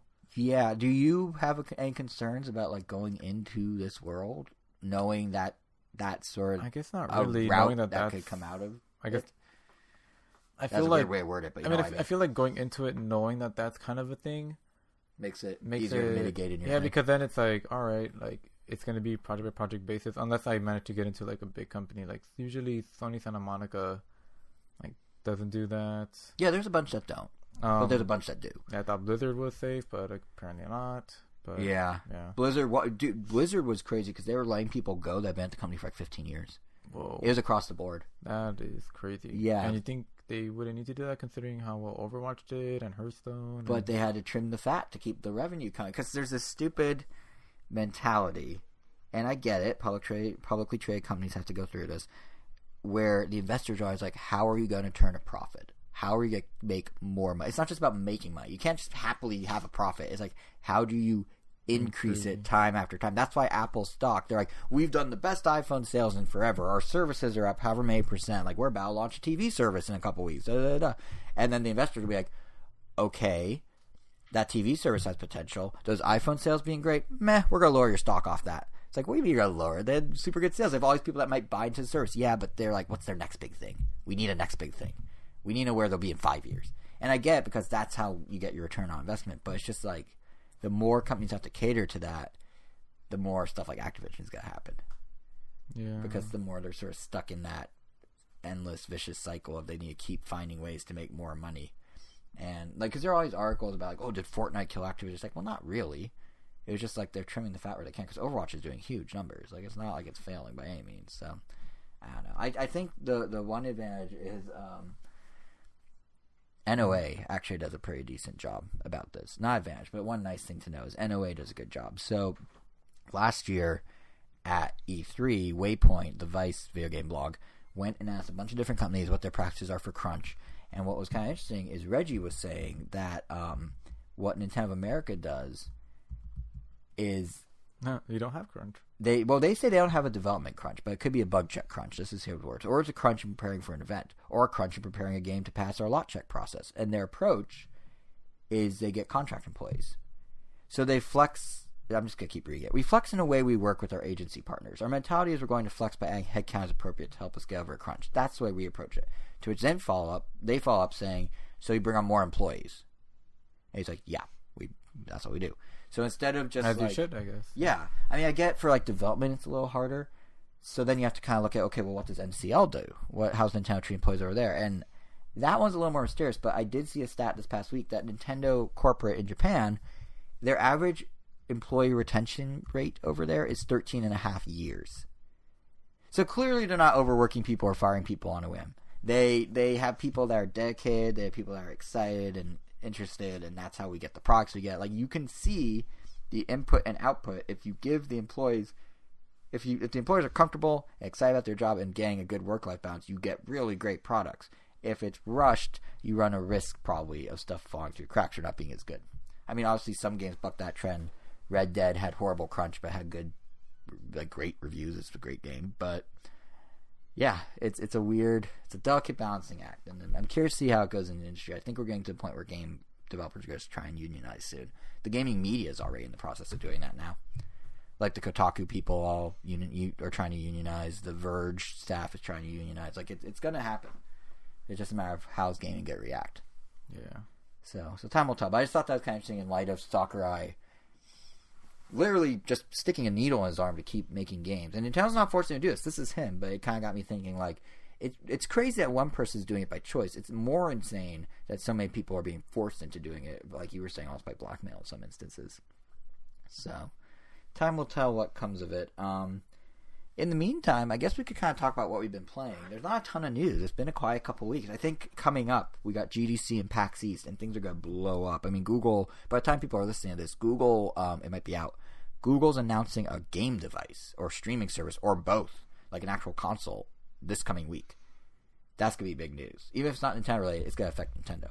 Then you've got, like, all the indie stuff at GDC. You got a bunch of indie stuff coming at PAX East. There are rumors that Borderlands 2 could be coming to Switch, which is pretty big. So there's a lot that we're going to talk about next episode. And what's super cool is, for the first time ever, you and I will actually be at these conventions. You're doing GDC, I'm doing PAX East. So we're going to have boots on the ground, impressions of this stuff for you guys in our next episode. But in the meantime, we've been playing things. Specifically, we've both been playing RICO, which is the inspiration for the whole theme of this episode and the co-op idea. And to be honest, I didn't really know much about RICO or really knew it existed before Thunderful was kind enough to provide us both with a pair of keys to try it out. Yeah, it kind of flew under the radar. Now, however, now that I played it, I can confidently say I've never enjoyed kicking doors down so much. Like, it is quite a fun little game. And to set the scene here, I think of it. Can't think of too many games off the top of my head where you kick doors. Where kicking doors is like the core mechanic. Like a core mechanic. I mean, like, you do that sometimes I would imagine in some of the Call of Duties, but it's like it's not as crucial or as badass. And you literally get enough slow mo in those games to clear the entire room. This one is like, you better hurry up. It's just like a tiny assistance. It's not even it's just to kind of get you going. But to set the scene here a bit so people know what actually is going on here. RICO is what happens if you take a top-down procedurally generated action game, like, say, Mr. Shifty or Hotline Miami, and then make it into a first-person shooter.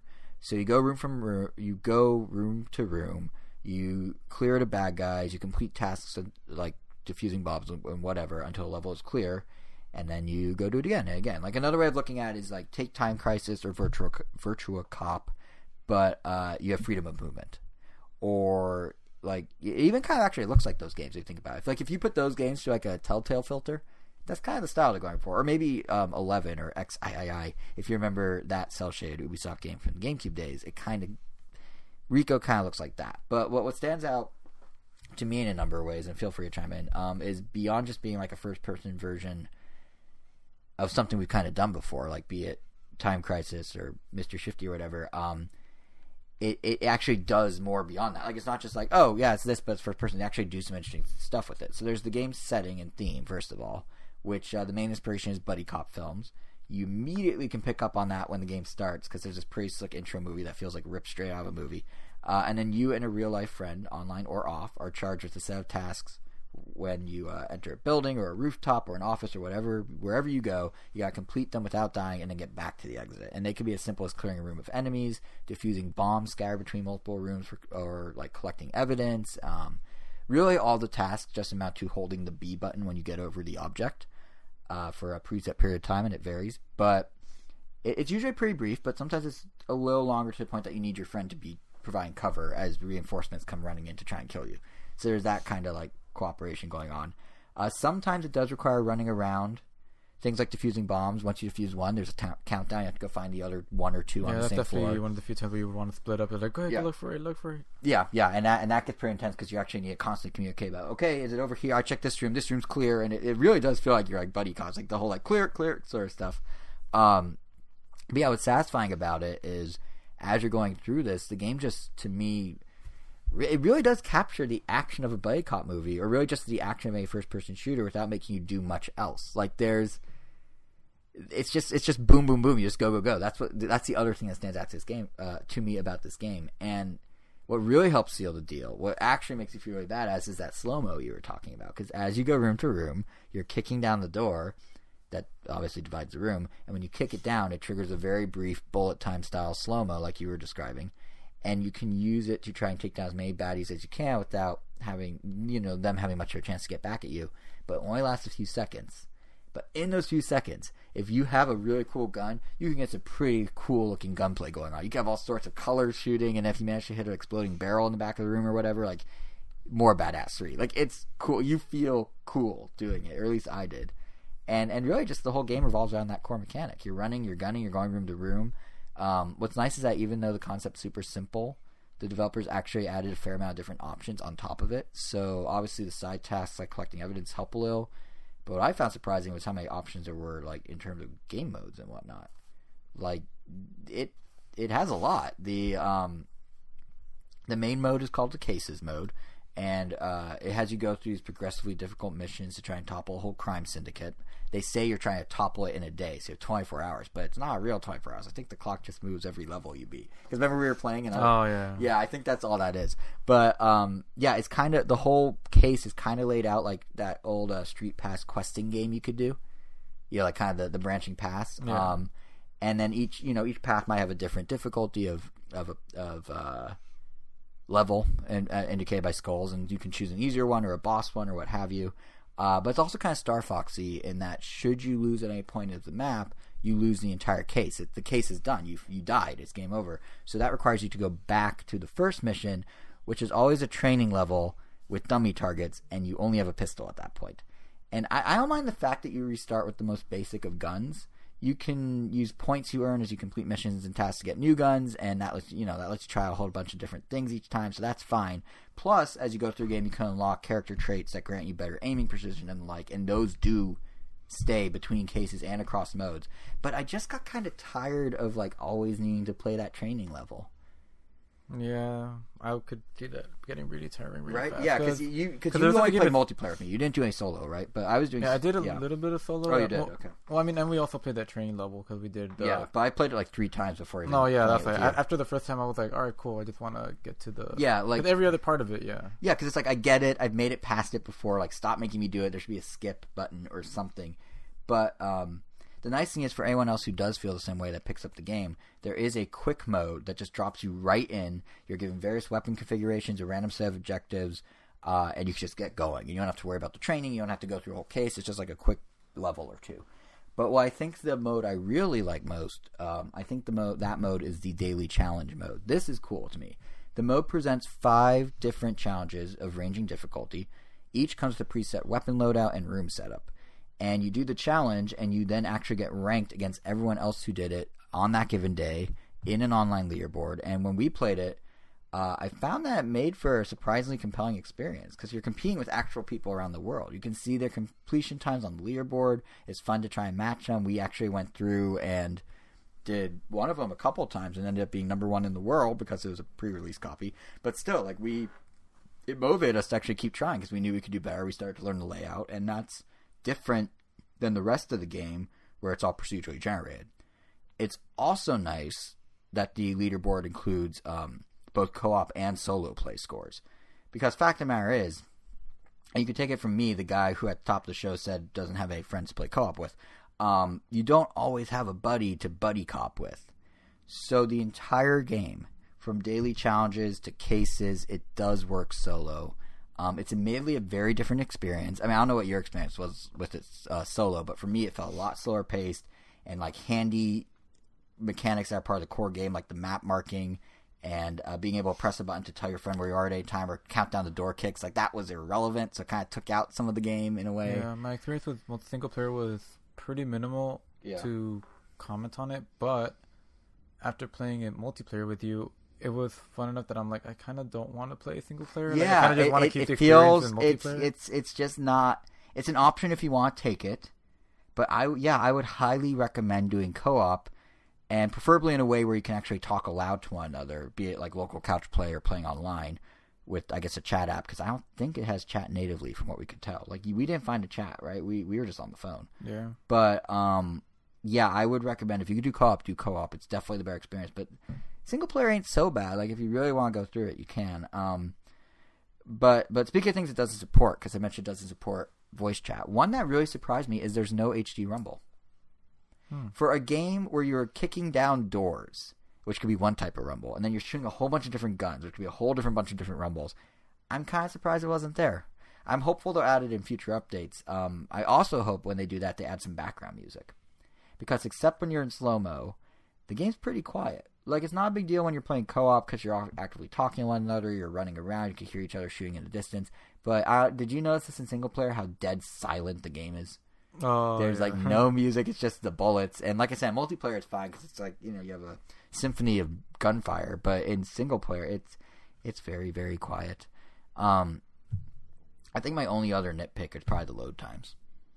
The game actually explains as you wait that it's because everything is rendering on the fly. Like levels are being built, walls are getting put up, doors are being closed for maximum kickage or whatever, and it basically shows you why it's so slow. So it's almost forgivable, but we'll see if it gets more annoying as time goes on in terms of the load times. Likewise, I'm kind of curious, just like, what is the longevity of this game? Like, what is the longevity of the gameplay? Because right now, it's actually really fun. I love it, especially the daily challenge thing. Like, if you ask me at this moment, if I think it's worth the $20 admission on the eShop to get RICO, I would say yes, for sure, you should get it. But I could see it potentially getting repetitive in the long term. Like, the fact that it's procedurally generated should help keep things interesting for longer. I just can't really tell how much longer is.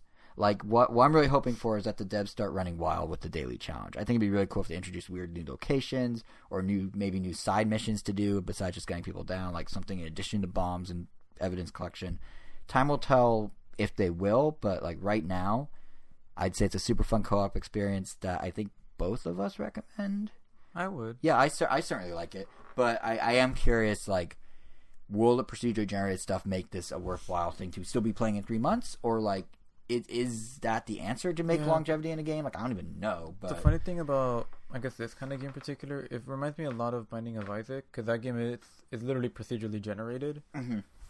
But I mean, that one, I guess, has so... I mean, it's not a full 3D game, so obviously it doesn't take as much time to make. Sure. But it just has so much content in it that you probably... I mean, I still haven't seen all of it.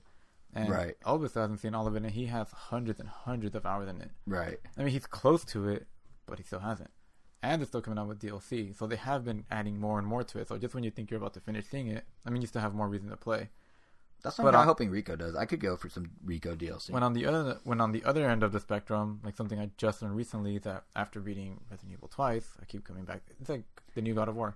It really is. But this time, not even so much about like the fact that it's Resident Evil. It's just the fact that because of the way the game is designed, it's literally just a giant escape room. Like the game, Resident Evil. Yeah, like if you take away the zombies, it's literally just an escape room. You find a wheel here. I mean, yeah, you find a knob here. Oh, where does the knob go? It goes over there. The knob leads me to this hand. Okay, where does the hand go? I think I saw a statue missing a hand. Mm-hmm. Oh, when you put the statue there, it relieves the scepter. Now, it's literally that. And some of those examples that I use literally are in the game. And I wonder if that's why the Resident Evil... So a few years ago, I did the Resident Evil escape room at I Am 8-Bit here in LA. It was very cool. like very, very cool. And it felt very authentic. And I wonder if that's because the game basically is an escape room. Every single game is that. The only part that kind of distracts from that is the fact that you're shooting zombies and it's a scary environment. Wait, hold on. Ready for a mind-blowing thought? Like, get those thinking emojis ready, everyone. You ready for this? You ready for this shower thought? I don't think Resident Evil is mimicking an escape room. I'd say escape rooms are analog video games. Think about it. Hear me out here, okay? A lot of video games let you do something in real life, like race a car or play football or be a buddy cop in RICO, what have you. But there's no real-life version of the puzzling you're describing. There's no real-life version of like an adventure game where you solve puzzles. It's not like a typical day a certain person with a certain job is like the doorbell fetcher who puts it back on the door, then hands you the next puzzle piece, then you go put the hand on the skeleton. That's not a thing. So, like, escape rooms are actually giving you the real-life version of video game puzzles. So it's not that Resident Evil is like an escape room. It's escape rooms are inspired by Resident Evil, right down to the one that was Resident Evil. I think that's why it feels that way. Which might have been inspired by the murder mystery trains, which I assume had been around for a long time. Yeah, so yeah, maybe it's a two-way street, but I think escape rooms in their current form are actually analog video games. Yeah. And that's probably why... Is everyone's thinking emoji still thinking? That's probably why the Zelda one felt so weird when Nintendo did Defenders of the Triforce with, what was it, Scrap? Yeah, because that game isn't an escape room. It wasn't. Well, it's sort of. It is and it isn't. No. I mean, Zelda isn't an it's not exactly, but you could turn a Zelda dungeon into kind of an escape room. But what Scrap did is like, we're gonna make it a tabletop game, and that's why. And that's why it was a little like off-putting for me, because I was excited about it until I learned what it was, and I kind of lost interest.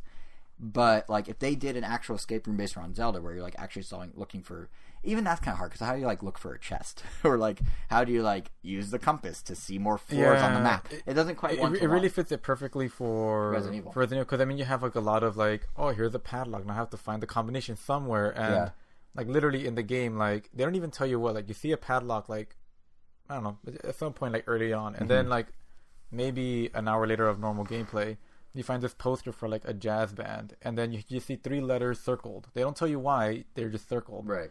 But if you remember the padlock, you're like, okay, it was an alphabetical padlock, 3 letters circled, of course. Condense that down to a 20-minute experience in a little weird room that's built in the back of a warehouse, and you got an escape room. There you go. Yeah, I'm telling you, escape rooms are analog video games. What was my point? Oh, that's right. On the other end of the spectrum, so yeah, because these are essentially escape rooms, once you see the answers, like you would think like it kind of takes away from the experience. Like, why would you do it again? You already know the answers. You already. Yeah. On top of that, it's also a horror game, but once you've experienced it like 2 times, there's no horror to be had. Yeah, like you kind of already know everything that's coming.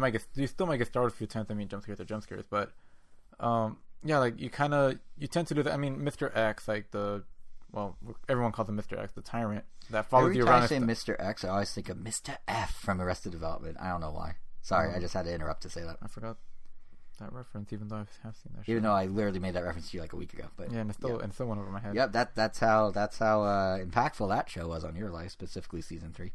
But yeah, like even him, like he goes from being like this super scary like stalking monster to an obstacle, but not like an annoying one. Like, oh, it's him again. It's more like, I mean, it's still like tense, but now it's like, okay, now I have to. He's not scary anymore. He's just like something you have to.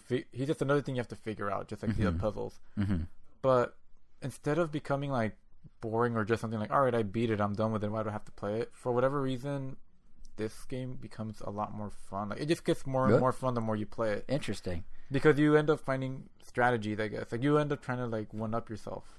And the game definitely encourages it because they have like, I mean, you get ranked. It's like, oh, you beat the game in 8 hours. That's like the average playtime for your first playthrough. But to get an S+ rank, the average S+ rank time is like 2 hours. So you're literally just running the whole time. Like at that point, like you already know, like, okay, I have to run between this zombie and this zombie to like not get eaten. I have to, if I pre-move these bookshelves that I wouldn't normally have to move until later in the game, to just move them now because I know I'm going to have to later. It'll make that part easier when I get back to that part, or blah blah blah. Right. I don't know. And then you get that very nice sense of satisfaction when you figure that out. It's almost like there are puzzles within the game that you solve to complete it, but then sections of the game become puzzles in and of themselves to figure out the most way to optimize your time within them, and you get rewarded for doing that. I mean, it's almost you're just describing a much deeper scale what we did in RICO, where we did co-op. But the thing about but nothing is randomly generated. Like everything stays consistent. Like the daily challenges. I mean, because the daily challenges, I don't think were randomly generated. Those like we went back and we did it until we got it. Oh yeah, and we got faster at it. We got better. So you're like that concept. We did the shallow version. You're like in the deep end with Resident Evil. Yeah, and the nice thing is that when you complete every one of those, and you get a high rank, you get the infinity weapon. So you get like the rocket launcher with infinite ammo. You get the gun with infinite ammo. Like, right. Yeah, and obviously, like I want to replay the games with Claire and Leon's PS1 skins because you could play as them with literal polygonal versions of them. Yeah, which just looks hilarious in cutscenes because their faces don't animate. Right. So there should be emotion. So obviously you have to play the games with the new ones so you could see the acting, but then, turn it goofy. It's interesting how like longevity in games can vary so much in the sense of like. Yeah, because you're not. It's the same. You're having the same experience. Like the concern I had. I guess the experience is technically a little different because the first time I played it, I literally scoured every single inch of the police station / museum. Like I got the achievement for like you opened every item. Oh, so I guess you're speed running it now. But then the second option is like now like okay, do I need that weapon? Do I need this? What can I drop that? Blah blah blah. Right. I guess it is like speed running, but I guess streamlining, if you will. I guess streamlining because I feel like if I was speedrunning it, I'd be trying to go for the fastest time. Right here, I'm just trying to get to the rank. You know what's funny about that is you're playing it the opposite of the way you played Breath of the Wild. Because Breath of the Wild, you wanted to get right through it as quick as possible, and only then did you circle back and start doing it. Yeah, well, the thing about this game is that because it's a survival horror game, it's like one wrong move. Like, you want to be as prepared as possible because anything could, like, kill you, like, really quickly. So I was like, okay, I want to get as much ammo. So I need to get every single weapon I can find or every single item. Yeah. But in Breath of the Wild, I don't know. Or I guess, like, those kind of games, I feel like most of that other stuff is, like, side quest fluff. Which, I mean, I guess it isn't. But it's fluff. It is fluff in the sense that it doesn't affect your core game in the way that what you're describing for survival horror games. Yeah, because, I mean, for Zelda, like, I wanted it to be... I don't know, it's weird. Like, for that kind of game, I want it to be as hard as possible because I guess typically those kind of games don't give me that kind of, like, nail-biting difficulty. So I had to create it myself, which it finally let me. Right. But in Resident Evil, like, it's already hard as it is. And when you play it on those hard difficulties, like, I mean... ammo is scarce as it is anyway. Like when you find ammo, it's like, oh, you get 5 bullets. Oh my god, that's a lot of bullets. Oh. Yeah. Oh, thank God. Where it takes like 12 bullets to kill a zombie, and even then, in this game, they made the zombies like there's a chance you might not even kill them. Like, you could empty 20 bullets into one, and it still might be alive later. You know what's funny is you describing Zelda versus Resident Evil made me suddenly appreciate. Remember a few episodes ago, you had this crazy idea of like, what if you were being followed everywhere in a Breath of the Wild style game? And I was like, what? I don't get it. Why would that be scary?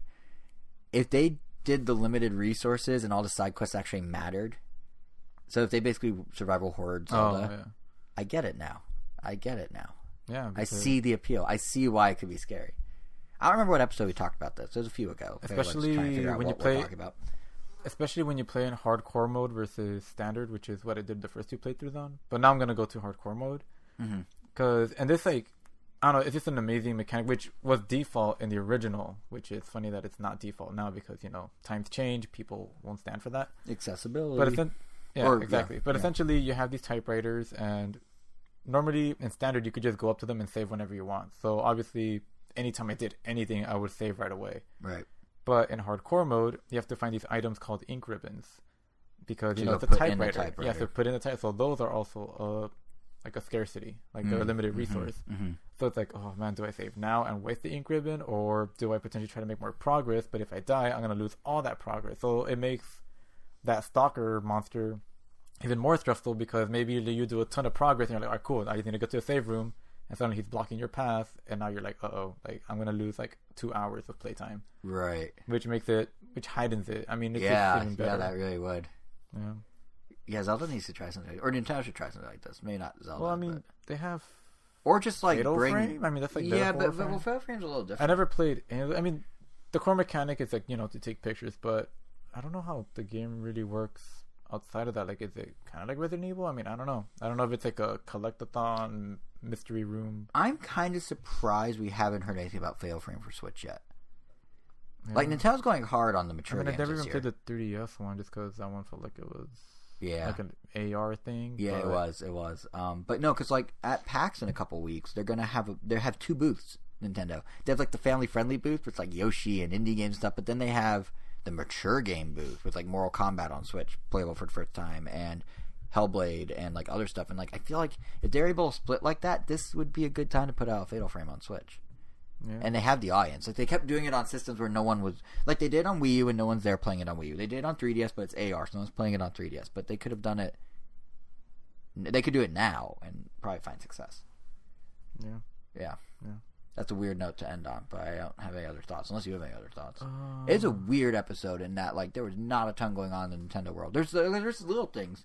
Turok is on Switch. That's cool. Friday the 13th, the game, which you like on PS4, coming to Switch. That's cool. Oh yeah, that is pretty cool. But it's just like there wasn't like it was like a lull kind of outside of Labo. I did. Just last thing to mention. I don't know if I really have any major thoughts on it because I don't really play Fortnite. But I thought it was interesting to note that I guess they released a patch recently or an update where Season 8, where apparently before people on actually I wonder if it might before people on the Switch would play with anybody. Yeah. But now when you're playing online, you're only pairing up with people on mobile, which it feels like that gives a huge advantage to Switch players. Yes, it does. Because now the majority are going to be mobile people. Yep. Which is great, but so you know why? Most people seem happy. The backstory of why more people seem happy overall. Which I mean, I'm not going to complain, but I also have. I mean, I mainly just play with my cousins, so I'll probably play it on my PS4 because. Do you know why they're doing that? The full backstory? No, why? So, from my understanding, the PS4 and Xbox versions run at 60 frames per second. The Switch version runs at 30 frames per second. Those frame differences were actually affecting the gameplay. The mobile ones run at 30, so they're pairing it with the same frame rates to ensure that they have the same gameplay experience. Makes sense. In a nutshell, is what's happening. I like the idea, but it is weird how much Switch is getting an advantage from it.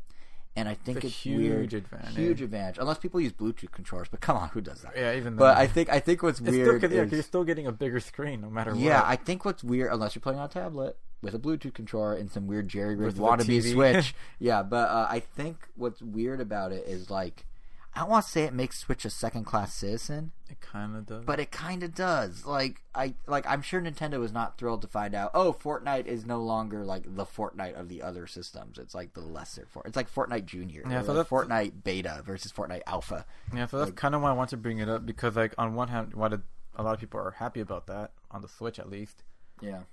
Yeah, it does kind of put like, so it's not really seen as like a big like a real console, which it never really is if you think about it. Because the whole point of the Switch, like the entire message of it, is the stuff you do on console you can do on the go now. And I think most people understand that trade-off, but it does seem like Nintendo is making strides to be like one of the big dogs, so to speak. You know, getting stuff like Hellblade is called Hellblade, right? Yeah, it's crazy if you think about it. That was a game. That was all like a Microsoft system. I guess it shouldn't be surprised. Getting Dragon's Dogma is a big deal, kind of. But then, like, at the same time, like, but your Fortnite is the, like, smartphone. Oh, Fortnite. Yeah, and as we brought up in other episode, that we were getting a lot of ports of mobile games that are just getting, like, upscaled to. Yeah, the Power Rangers game. Version. The Power Rangers game is coming to Switch. I've got Battle for the Grid or whatever it's called. That sounds like Tron. It's probably not called that. They're Troning Power Rangers? Okay. Anyway. It's a multiverse thing. You pretty much play as any Power Ranger from any generation. Okay, that's kind of cool. But anyway, that started as a mobile game, but it's now being upgraded with new features. But here's the thing, it's also coming to PS4 and I think Xbox, so it's getting really upgraded. Oh yeah, the game. But yeah, there's a lot of mobile gameplay from it. It looks pretty cool. Actually, it looks alright, yeah. Yeah, it keeps also looking better and better. Like the first trailer, like, I mean, you look at it and you're like, oh, this is a mobile game. Like, oh, it's for console? Oh, okay. Yeah. And then the next trailer comes out like, oh, okay, this looks significantly better. Yeah.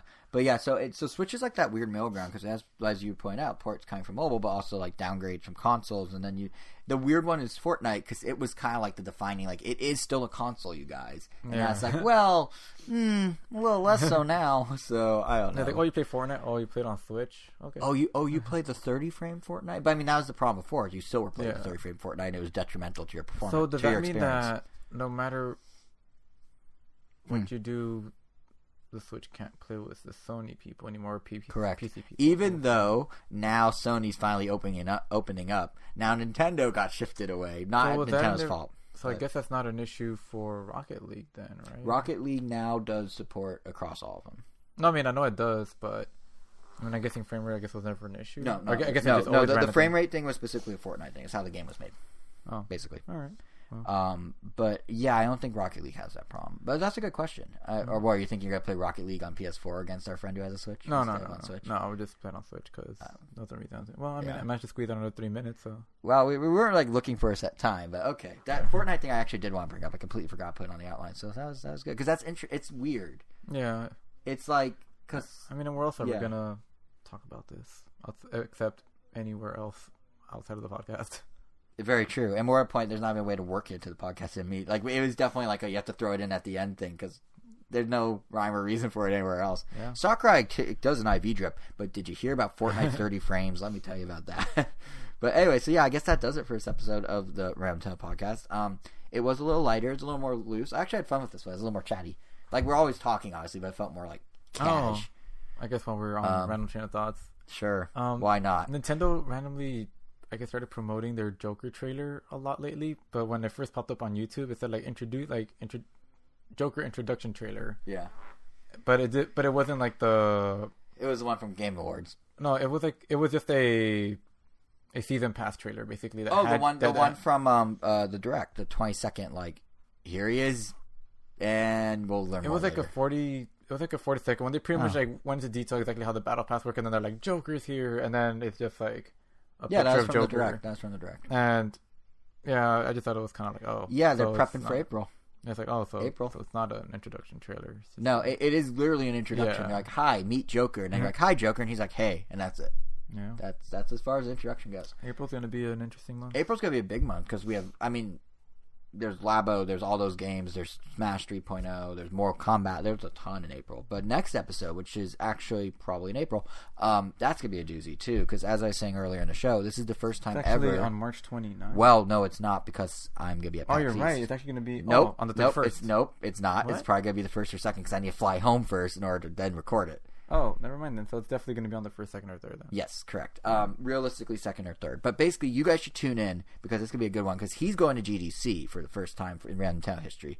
I'm going to PAX East for the first time in Random Town history. And together... Yep, I'm going to GDC for Random Nintendo. I didn't say for. I said in the first time in history of... Random Nintendo? Yes. But yeah, so we've never covered either of those. We've never been to either of those. So we're going to basically swap notes and see what the two conventions are like. So, and tell you guys all about it. So that episode... Swap note. Huh? No, you said R.I.P. swap note. Nikki's always in our hearts. Well, I mean, she's still around with She's still around, but like she's also in my heart. Can I not have her in my... Can I not love Nikki? Are you saying I can't have love for Nikki? Your little Nikki? She's not my Nikki. She's Nintendo's Nikki. But I should get her to cheat on Nintendo with... Oh. Yeah, I see what you're doing. Anyway. Well, you didn't, but... I now do. Yeah. Point is, so that episode's coming a little later because we're going to have impressions of games we play. We're going to have news. We're going to talk probably about the Google console, what it means for Nintendo, and all sorts of other stuff. It's most likely it's being announced on the 19th. We sort of touched on this before. I think I saw a controller. It looks like someone had a great tweet where like, you know, all those tweets like, I programmed AI after it watched 1,000 hours of blah, blah, blah to write its own episode. So I was like, I programmed AI after it saw 1,000 different controllers to make a controller because it's really a mishmash. But yeah, we're going to be talking about all that. See what happened to the Ouya or whatever it was called? Yeah, seriously, right? Well, this one's all streaming. That's what's interesting. Interesting. Supposedly. Anyway, we'll talk about it a lot more on sometime between April 1st and 3rd to make sure you don't miss it because I don't even know when it's happening. It depends on when we get back and everything. It might never even come.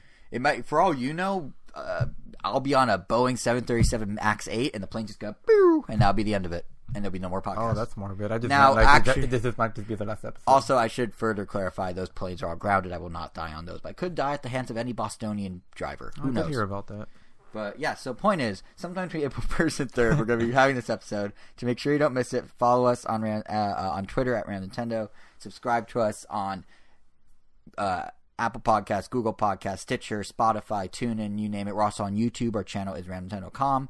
And yeah, that just about does it. Oh, if you want to know about our what is this? One of those movies that has like 3 fake endings? It does have 3 fake endings. We're at like 7, by the way. And I think we're going to do an after credit scene. So like wait for the music to fade out. And if the MP3 is still going, that means we're still talking. But no, the other thing I was going to say is if we're at GEC and if we're at PAX East, if you want dispatches from the show floors, if we choose to do that, I don't know if we're doing that, but you can follow him at on Twitter at Weiro, WEIRO_O for GDC stuff. You can follow me at JSR7 for PAX East and Boston stuff. And of course, whatever we have to say any other time of the year. And now I'm really ready to say that's it. So I will give you, Angel, the final word. That's it. Those are 2 words, just for the record.